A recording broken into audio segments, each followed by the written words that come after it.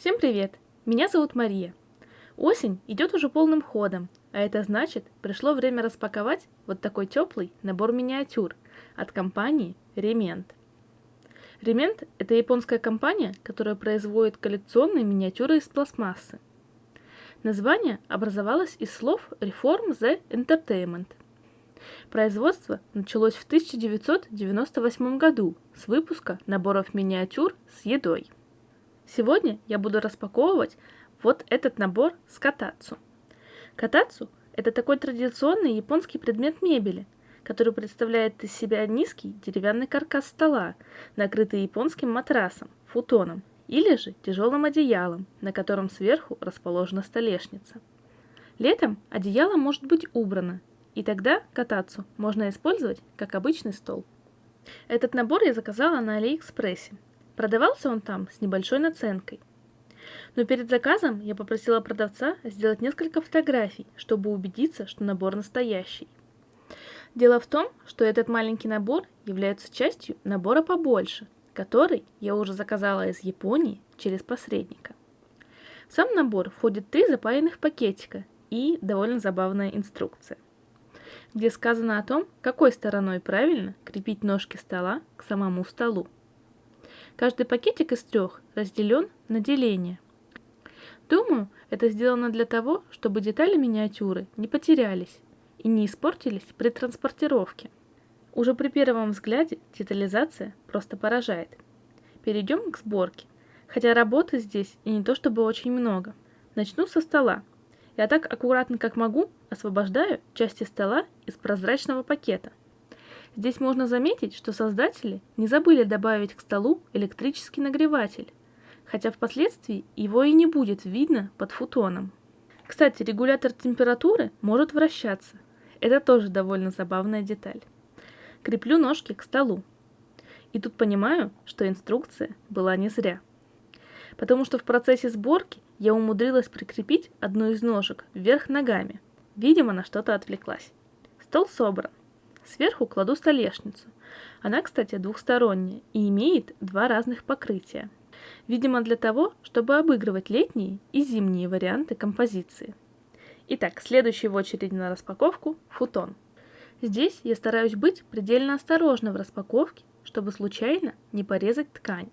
Сам футон сделан из плотной ярко-оранжевой ткани, прошит с 2 сторон и имеет скосы на углах.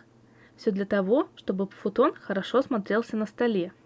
Прошито все довольно хорошо, особенно аккуратно обработаны края. Дальше распаковываю подушки. Подушки представляют из себя 2 небольших мягких квадратика ткани, набитых синтепоном. Выглядит довольно мило. Особенно мне нравится их принт. Пробую закрепить футон на столе. Тут меня ждали небольшие проблемы. Из-за того, что ткань футона достаточно плотная, столешница не очень крепко стыкуется со столом. Я не стала рисковать и пытаться вдавливать ее силой, боясь повредить стол. Пробую разложить подушки под футоном. Перехожу к распаковке мелочей, которые будут лежать на столе. Здесь главное быть предельно аккуратной и ничего не растерять. Начинаю с первого отдела пакетика. Здесь меня ждут 2 мандарина, блюдце и крышка. Детализация у мандаринов просто на высоте. У них не только хорошо проработанный рельеф, но и покрашена зеленая серединка. В следующем пакетике оказывается тарелка побольше, судя по всему, предназначенная для мандаринов. Чашка с полупрозрачным чаем и термопод. Термопод – это такой современный самовар, который способен как нагревать воду, так и сохранять ее в горячем виде. Это устройство сочетает в себе функции 2 приборов – электрочайника и термоса. И он тоже очень детально сделан.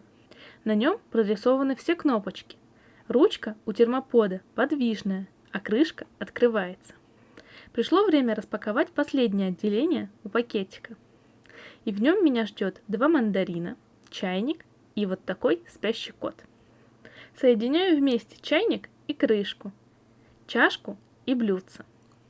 Пришло время все расставить по своим местам. Пробую 2 варианта композиции, с футоном и без. Как вы думаете, какая из них смотрится лучше? Вот такой итог у меня получился. Набор оказался замечательный, выполнен очень подробно. Чувствуется любовь авторов к деталям. Смотришь на него и прям-таки пропитываешься теплым осенним настроением. Кстати, в какой-то момент я подумала, что распаковка закончена. Собрала все пакетики и уже собралась их выкидывать, как вдруг, почти случайно, заметила, что на коробке в кружке с чаем нарисована какая-то точка. Я присмотрелась, и оказалось, что в самом чае есть таинственное отверстие.